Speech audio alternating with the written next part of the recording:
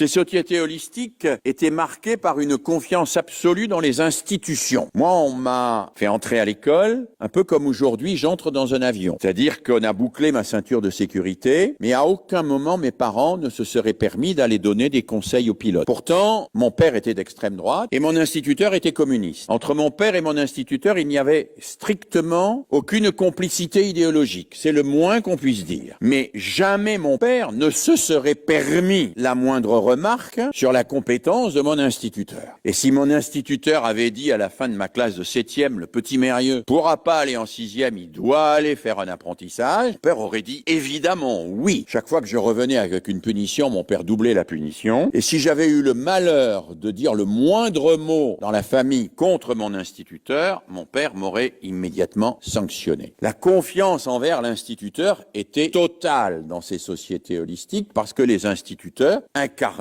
l'institution. Qu'est-ce qui se passe dans les années 1950-1980 dans les pays occidentaux au sein desquels nous sommes? Eh bien, toute une série de secousses aboutissent à une remise en cause de ce modèle. Pour vous donner quelques éléments extrêmement significatifs, en 1950, une enquête en France auprès de l'ensemble des Français montrait que 77% d'entre eux croyaient encore aux fins dernières, c'est-à-dire au paradis et à l'enfer. En 1990, une enquête qui pose la même question nous donne 3% des Français qui croient encore aux fins dernières, c'est-à-dire au paradis et à l'enfer. Que le paradis et à l'enfer, c'est plus efficace quasiment que la police pour faire tenir les gens tranquilles. C'est un changement considérable que les sociologues comme Marcel Gauchet, les philosophes et sociologues comme Marcel Gauchet, nomment l'émergence de ce qu'ils appellent l'individualisme social. C'est-à-dire la revendication par chacune et chacun d'entre nous d'être les acteurs de notre vie à chaque instant. C'est-à-dire de choisir, contrairement à ma grand-mère,